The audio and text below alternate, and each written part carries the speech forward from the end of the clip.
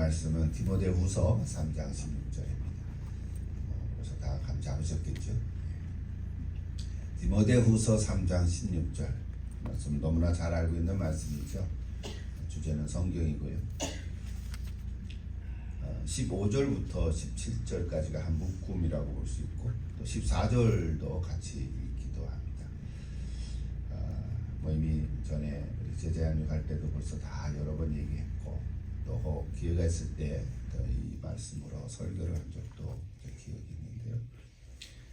어쨌든 이 디모데후서 3장 16절에는 별명이 하나 있다고 그랬는데 여러분 기억하십니까? 돼지꼬리? 모르는 사람은 모르고 아는 사람은 알고. 여러분 그 3장 16절에 나타난 네 가지 유익을 가지고 이렇게 돼지꼬리 같이 우리 인생의 어떤 그 영적인 순례길을 이렇게 설명을 한 적이 있습니다. 자, 우리 15절부터 17절까지인데요. 먼저 한번 같이 읽어보십시다. 디모데후서 3장 15절부터 17절입니다. 다 같이 한 목소리로 한번 읽겠습니다. 14절은 제가 읽을 거예요. 15절부터 17절 여러분 한번 읽으십시오. 그러나 너는 배우고 확신한 일에 거하라. 너는 내가 누구에게서 배운 것을 알며 그래서부터 성경을 알았나니 성경은 능히 너로 하여금 그리스도 예수 안에 있는 믿음으로 말미암아 구원에 이르는 지혜가 있게 하느니라. 모든 성경은 하나님의 감동으로 된 것으로 교훈과 책망과 바르게 함과 의로 교육하기에 유익하니 이는 하나님의 사람으로 온전하게 하며 모든 선한 일을 행한 능력을 갖추게 하려 함이라. 오늘 본문은 성경에 관한 영적 원리를 우리에게 보여주고 있습니다. 영적 원리. 성경의 영적 원리. 전 이런 주제를 참 좋아하는데요. 성경 창세기부터 계시록까지 어떤 본문들을 읽을 때마다 어떤 주제들이 있잖아요. 제목보단 주제죠. 그 주제에 대한 어떤 원리가 있을 때 딱 그 말씀을 난 너무 좋아해요. 그 원리가 딱 세워지면 그 외에 살을 많이 붙일 수도 있고 예를 들을 수도 있지만 이 원리를 딱 이렇게 세워놓으면 마치 집을 지을 때 기둥을 잘 세우는 것과 같습니다. 오늘 저 여러분이 신앙생활을 지금까지 해왔는데 이미 잘하고 계시지만 다시 한번 확인하는 마음으로 성경의 영적 원리가 뭘까? 오늘 세 가지를 얘기해주고 있죠. 먼저 첫째는 구원에 이르는 지혜를 준다 그랬어요. 여러분 성경은 누구나 다 읽을 수 있고요. 그런데 누구나 다 읽지만 모든 사람이 다 성경을 통해서 구원을 얻지는 않는 것 같아요. 이게 참 수수께끼 같습니다. 성경을 읽으면 잘 이해가 되리라고 생각하는데 이게 나랑 다른 거죠. 또 우리랑 다른 거죠. 성경을 읽는데 이해가 안 되는 거예요. 이게 참 놀라운 일입니다. 다 똑같은 책이고 글씨인데 그러나 성경을 통해서 구원을 얻지 못하면 여전히 헛다리 잡는 거죠. 물론 성경 안에는요 이렇게 무슨 과학에 대한 그 부분도 있지요. 그러나 성경은 과학 자체는 아니죠. 과학책은 아니에요. 창조에 대한 얘기도 나오지만 또 성경은 역사에 대한 얘기 얼마나 많이 나옵니까? 그러나 성경은 역사책 자체는 아니지요. 성경은 역사적인 기록을 다 기록해주는 그런 책은 아니에요. 또 우리가 관심이 없는 정말 지루할 정도로 기록들을 많이 해놨지만 그 자체가 역사책은 아닌 거죠. 또 심오한 진리를 얘기해주고 어떤 철학적인 그런 말씀도 주지만 성경은 철학책 자체도 아니죠. 그러니까 성경은 이 모든 걸 다 담고 있죠. 시도 있고 소설까지는 아니더라도 소설과 같은 스토리도 많잖아요. 스토리도 있고 문학도 있지만 성경은 그렇다고 문학책은 아니라 그래요. 그러니까 이렇게 볼 때 성경은 다 인생의 모든 걸 다 담고는 있지만 성경의 최고의 목적은 구원에 있다는 거예요. 성경을 읽으면서 구원을 확신을 갖지 못하면 그걸 아직 제대로 읽지 않은 거지요. 그냥 주변 거를 계속 얘기하는 거죠. 그러니까 교수가 공부를 하고 성경을 가지고 강의를 해도 철학적인 얘기를 하건 역사적인 얘기를 하고 문학을 얘기할 수도 있죠. 실제 제가 옛날에 영문학 공부할 때 성경 문학도 공부한 적이 있어요. 재미는 있지만 별로 얻을 건 없더라고요. 실제로 그래요. 그러니까 이해는 되죠. 이런 거구나, 이런 거구나 이렇게. 그러니까 성경을 통해서 누구나 성경을 읽지요. 창세기부터 읽든 뭐 마태복음부터 읽든 여기저기를 읽든 시편을 읽든 어떤 성경을 읽더라도 구원에 이르는 지혜를 갖게 해야 돼요. 구원에 대한 확신을 가져야 돼요. 그것이 없으면 그는 아직 성경을 제대로 읽지 못하고. 그러니까 어떤 사람은 한 절을 읽고도 구원의 확신을 가질 수도 있지만 성경을 통독을 몇 번 했는데도 아직도 구원의 확신이 없는 사람도 있어요. 참 신비하지 않으세요? 참 그래요. 그래서 이 구원은 하나님에 속한 거예요. 우리 사람이 어떻게 할 수 없는 건데. 그래서 성경의 제일 첫 번째 원리, 그거는 구원을 우리에게 주시는 책이다. 이걸 떠나서는 얘기하면 안 됩니다. 모든 종교들이 다 구원을 언급하지요. 모든 종교들이 다 구원을 받는다 그래요. 죽은 다음에 산다 그래요. 다 구원을 얘기하는데 우리가 그냥 이해하는 기독교, 우리 성경은 다른 종교들과 다른 게 하나 있어요. 그건 뭐냐면 다른 종교들은 인간으로부터 시작을 합니다. 뭐 기독교도 뭐 예수님으로부터 시작했다 뭐 이렇게 말을 하지만 사실은 사람이 만든 게 아니라는 거죠. 그러니까 우리가 얘기하는 우리 기독교는 하나님으로부터 시작한 거예요. 구원은 사람으로부터 시작된 게 아니라 하나님으로부터 시작이 됐어요. 이게 아주 다른 거죠. 뭐 다른 뭐 고등 종교든 저등 종교든 뭐 미신이든 다 보면 비슷비슷하죠. 다 형태들이 있어요. 종교적인 현상도 있고 뭐 기도도 있고 다 있지만 진짜 다른 거 하나는 뭐냐면 우리는 하나님으로부터 시작한다는 거예요. 우리가 얘기하는 구원은 내가 뭐 노력해서 얻을 수도 없고요. 뭐 돌을 많이 닦는다고 구원이 되는 것도 아니고요. 하나님으로부터 시작했다. 그러니까 하나님이 사람이 된 거죠. 여러분 잘 아시죠? 성육신의 원리입니다. 우리 성탄절에 가면 늘 얘기하는. 그러니까 하나님이 사람이 돼서 우리에게 구원의 길을 열어주신 것. 그것이 우리가 믿는 구원입니다. 뭐 더 얘기 안 해도 여러분 다 알겠죠. 그래서 구원의 기준은요. 구원의 기준은 성경에 있습니다. 성경인데 그 내용은 예수 그리스도를 믿는 믿음으로 말미암아 구원을 얻는 것입니다. 오늘도 여기 15절에 정확하게 쓰여 있죠. 정확한 어휘가 어떻게 됐어요? 성경은 능히 너로 하여금 그리스도 예수 안에 있는 믿음으로 말미암아 그랬어요. 그리스도 예수 안에 있는 믿음으로 말미암아 구원에 이르는 지혜가 있게 됩니다. 성경 우리에게 주는 가장 큰 첫 번째 원리, 그 목적은 이 예수를 통한 구원에 있습니다. 어떤 노력이 아니고요, 어떤 행위를 많이 해서도 아니고요, 선한 뭐 일을 해서도 아닌 거예요. 다른 사람 많이 도와줬다 그래서 구원 얻는 게 아니라 그거 다 해야죠. 해야 하지만 우리는 구원받은 결과로 하는 거지 구원받기 위해서 착한 일 하는 게 아니는 거예요. 그러니까 그걸 우리가 분명히 그렇다니까 구원의 기준은 성경에 있다. 하나님의 말씀에 있다. 예수님에게 있다. 그거예요.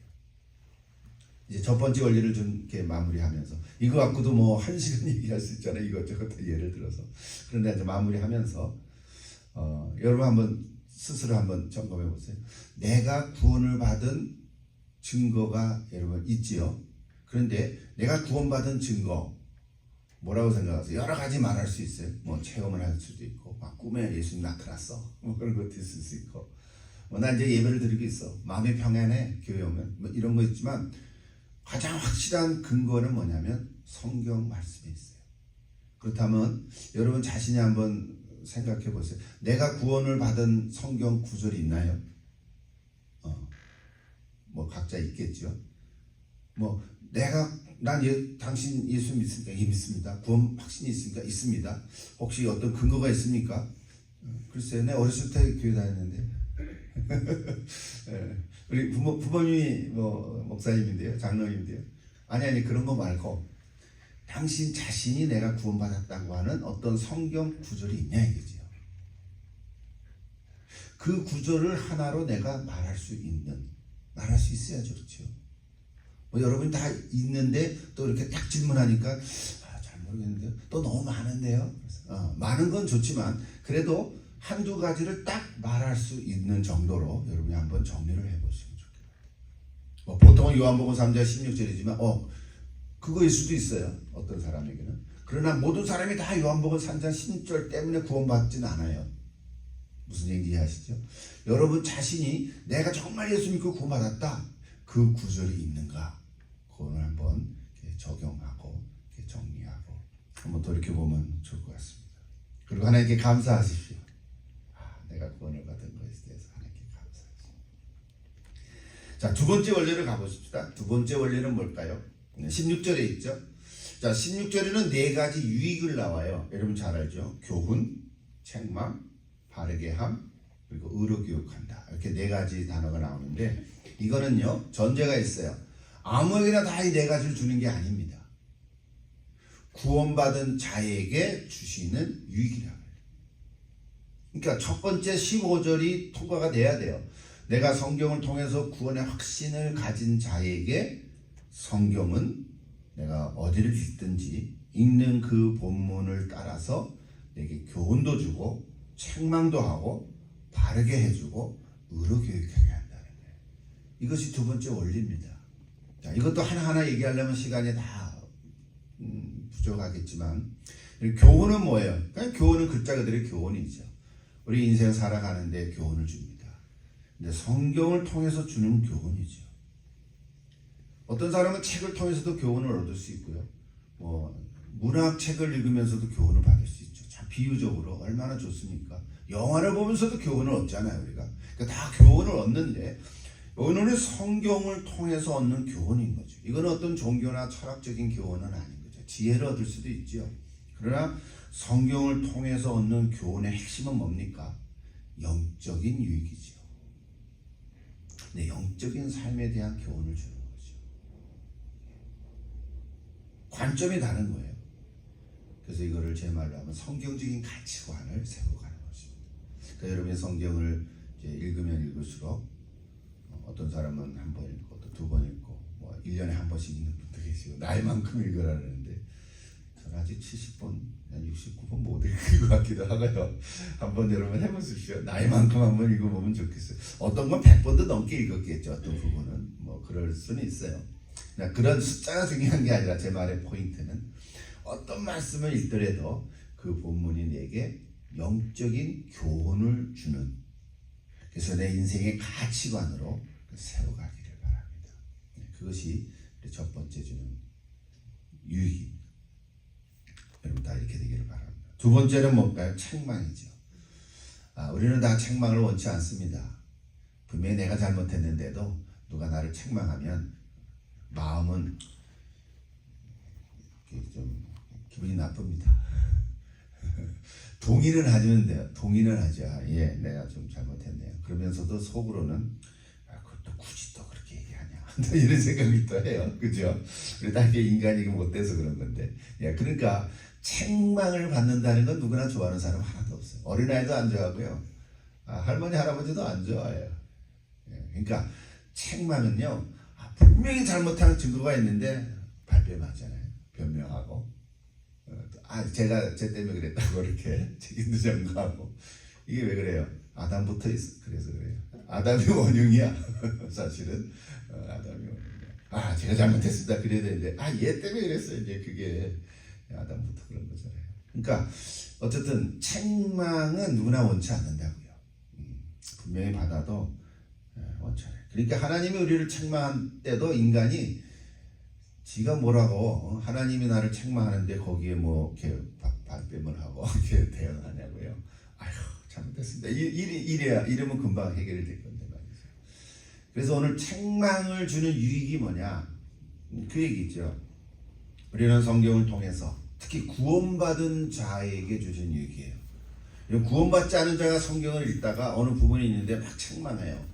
막 야단을 치는 구절을 읽어요. 기분도 이렇게 나쁘네. 이런다고요. 성경 아니고 이제 이렇게 가는 거죠. 왜 그럴까요? 구원받지 않았으니까.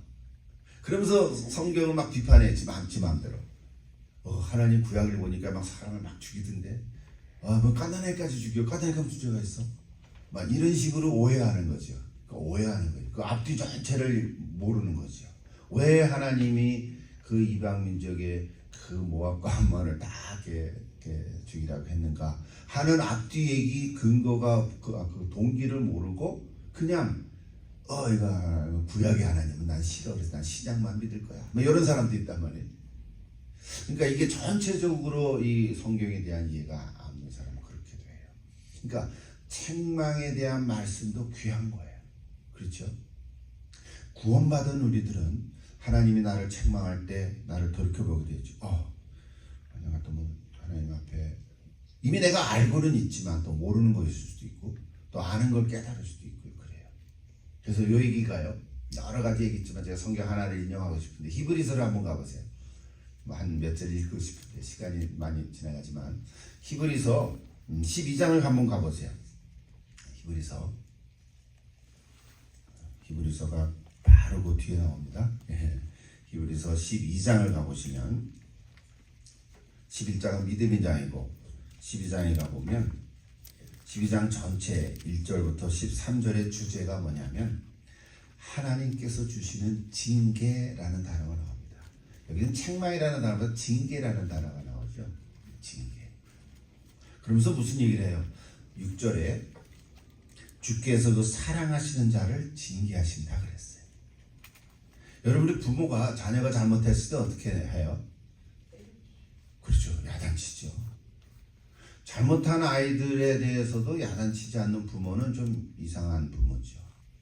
그래서 데려온 거나 양부모도 그렇게는 안 하죠. 그러니까 사랑하시는 자에겐 징계하신다 그래요. 이게 잘못할 수밖에 없잖아요. 살면서. 근데 징계하거든요. 그러니까 징계할 때 괴롭지만 이게 나를 위해서 하는 거다. 그것이 12장 거기 쭉 이렇게 나옵니다. 한 7절부터 한번 같이 읽어볼까요? 여러분 찾아놨었어요? 히브리서 12장 7절부터 좀 길지만 같이 한번 쭉 읽어보세요. 13절까지.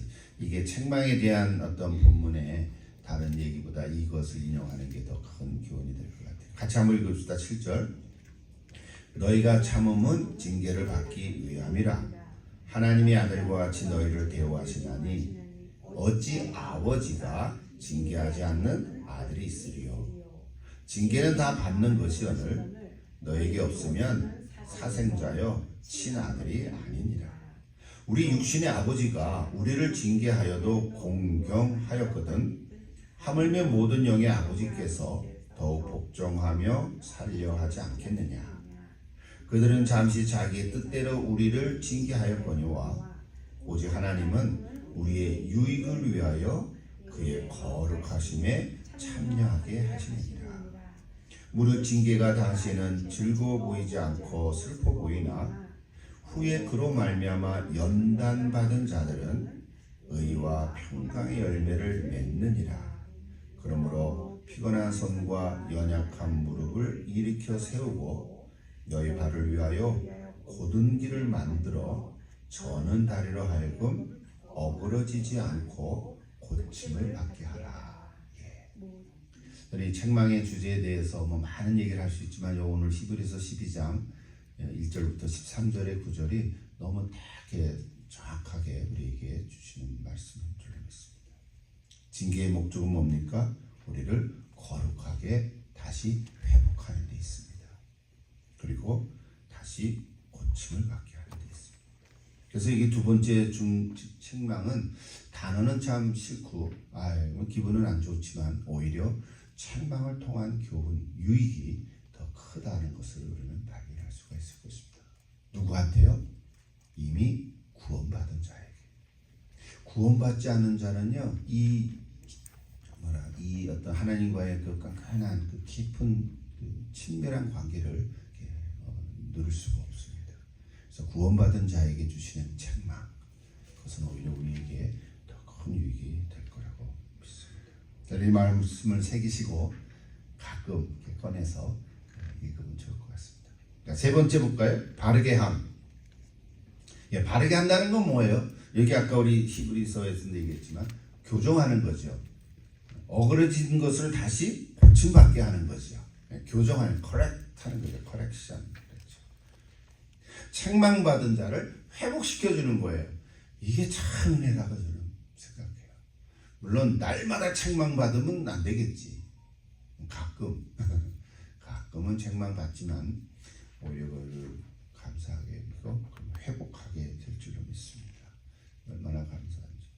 그래서 교정의 목적은 바르게 함은 회복에 있습니다. 회복이 있습니다. 회복이 바로 우리의 소망이에요. 우리가 다 회복되어 가는 것입니다. 한 번 회복돼서 되는 게 아니라 또 회복되고 또 회복되고, 그렇죠? 그게 반복이 되면 이제는 죄 지을라 하다가 다시 돌아오죠. 그래서 여러분 돼지꼬리 전에 얘기했지. 뭐 그림은 그릴 수 없지만 이거 아시죠? 이렇게 이런 거. 그러니까 교훈으로 시작이 돼서 쭉 인생을 이렇게 영적으로 이렇게 성숙해 가다가 성장해 가다가 잘못을 하면 책망을 받아요. 그 책망 받은 지점이 그래서 뚝 떨어진단 말이에요. 쭉 가다가 떨어져요. 그러면 떨어지다가 바르게 한다는 거는 다시 그 떨어진 지점으로 돌아오는 거예요. 이렇게. 그래서 동그란 원이 하나 생기겠죠, 그죠? 보입니까? 제 손가락을 따라서 가면. 자, 그러니까 저 인생살이 교훈을 받아요. 말씀을 읽으면서 너무 감사합니다. 예, 은혜를 주셔서 감사해요. 교훈을 받다가 책망을 받기 시작하면 이게 또 떨어지잖아요. 그러다가 다시 바르게 하면 그 위치로 올라온다. 그런데 문제는 어디 있어요? 그 원의 그 크기가 한번 뚝 떨어졌지 아예 안 가. 돌아올 생각을 안 해. 가다가 몇 가지 가. 1년도 걸리고 20년도 걸리고 30년 만에 돌아오는 사람들 봤어요. 그렇죠, 여러분. 그럴 수 있단 말이에요. 그럼 너무 힘들겠지. 서먹서먹하고. 그래도 그 자리로 돌아오는 게 회복이에요. 감사한 거죠. 그러니까 누구든지 내가 예수를 믿은 사람이라면 하나님이 그냥 내버려 두지 않아요. 너 가지. 내 아들 아니야. 이러지 않으시죠. 하나님 끝까지 부르시고 끝까지 돌아오기를 원하시죠. 그래서 우리가 기도하는 거고 주고. 그러면 이렇게 교훈으로 가다가 책망을 했는데 이제는 우리가 어떻게 돼요? 뭔가 좀 이상하면 아이고 빨리 돌아와요. 그래서 그 조그만 원이 동글 이렇게 생기죠. 무슨 얘기인지 이해하세요? 이제는 큰 원 하나가 왕창게 그냥 죄악으로 빠졌다가 타락했다가 이렇게 돌아오는 사람도 혹 있거니와 오늘 저와 여러분은 날마다 말씀 읽고 또 예배 드리고 이러다가 조금 들어갔다가 아이고 금방 돌아와요. 그래서 조그만 원들이 이렇게 방울방울 많이 생기라고 봐요. 근데 이게 전체적으로 볼 때는 뚝 떨어지지 않고요. 전체적으로는 늘 성장해 가는, 그렇죠? 성숙해 가는 그런 그림으로 그리실 거라고. 그것이 이제 바로 바르게 함의 핵심이에요. 바르게 한다. 회복한다. 여러분의 삶이 회복될 수 있기를 기도합니다. 관계를 회복해 주시지 하나님께서. 회복의 신앙을 체험해 보십시오. 그래서 책망을 받지 않는 것이 좋지만 혹 책망을 받을 일이 있더라도 그 책망을 통해서 회복하는 것이 더 중요합니다. 우리 자녀를 여러분 다 자녀를 또 이미 다 성장을 하겠지만 자녀를 키우면서도 책망을 하면 부모의 책망의 목적은 어디 있어요? 바르게 하라는 거잖아요. 잘못한 거 다시 하지 말라는 거잖아요. 그러니까 회복이 있는 거예요. 회복. 여러분 회복의 신앙을 체험하시길 바랍니다. 시간에서 마지막 갈까요? 마지막 의로 교육한다 했어요. 의로 교육하기 교육한다. 이거는 뭐래요? 성숙해 가는 거죠. 의로 교육하기 교육하다. 예. 아까 얘기했지만 그 돼지꼬리의 그 지종으로 돌아온다면은 다시 또 성장해 가겠죠, 그죠? 다시 이렇게 긍정적으로 성숙해 가는 우향으로 이렇게 올라갈 거예요. 마치 우리의 신앙생활이 30년 전에 처음 예수 믿었을 때와 10년 전에 처음 예수 믿을 때와 그때 나 자신을 이렇게 비교해보면 전에는 뭐 조그만 일 갖고도 그냥 부락부락 했는데 이제는 그런 정도는 아닌 것 같아요. 그죠? 여러분 그렇습니까? 지금도 그렇습니까? 그러면 계속 머물러 있는 거예요. 이제는 좀 뭐 그럴 수도 있지. 뭐 이렇게 해서 그냥 지나가면 돼요. 네, 지나가면 돼요. 이게 의로 교육하는 거예요. 옛날 우리 부모님들이 아이들 키울 때 아이들이 병 한 번 걸리면 이게 이제 뭐라 그러나 성숙해지는 거지. 병 한 번 걸리면 여기 이제 꾀가 생기는 거예요. 뜨거운 주전자 맞다가 뜨거워하다 그 다음에 안 만들기가 비슷한 거예요. 그냥 비유지만. 그러니까 마찬가지로 영적인 삶도요. 책망을 받고 다시 한번 회복이 된 다음에는 그 다음에는 더 든든해집니다. 여러분 이제 악한 영 또 사단과 만나서 영적 전쟁을 할 때도 이제는 든든히 싸울 수 있어요. 이제는 신자에서 제자로, 제자에서 군사로 가는 거죠. 의로 교육한다. 여러분 다 의로 교육하는 자, 그렇죠? 성숙한 자가 되기를 기도합니다. 이것이 이제 네 번째, 그러니까 네 가지 유익의 이제 마지막이죠. 그래서 여러분 이 얘기들이 여러분 삶 가운데 다 있기를 바랍니다. 마지막 가야 되겠죠? 오늘 영적 원리 세 번째 주제는 17절에 나옵니다. 17절에 뭐가 나옵니까? 다시 한번 읽어볼까요? 이는 하나님의 사람으로 온전하게 하며 모든 선한 일을 행할 능력을 갖추게 하려 합니다. 그래서 세 번째 영적 원리, 그러니까 성경을 통한 영적 원리는 우선순위의 주제입니다. 우선순위. 성경은 먼저 사람을 온전케 하는 일에 애를 씁니다. 성경을 우리에게 주신 것은 이 네 가지 유익도 마찬가지죠. 이 네 가지 그 사이클을 통해서 우리에게 나를 온전케 만드는 데 초점이 있어요. 내가 먼저 온전케 돼야 하나님께서는 온전케 된 사람을 통해서 온전한 일을 하게 하시는 거예요. 사람도 되지 않은 사람에게 일을 맡기지 않죠. 이해되죠? 세상 사람도 그런데 여러분 그때 좀 세상 일은 조금은 다르겠죠. 야, 네가 뭐 이렇든 저렇든 네가 뭐 성격이 이렇든 저렇든 일만 잘하면 돼. 이것이 세상의 원리죠. 능력만 보죠. 사실은 인격은 안 보죠.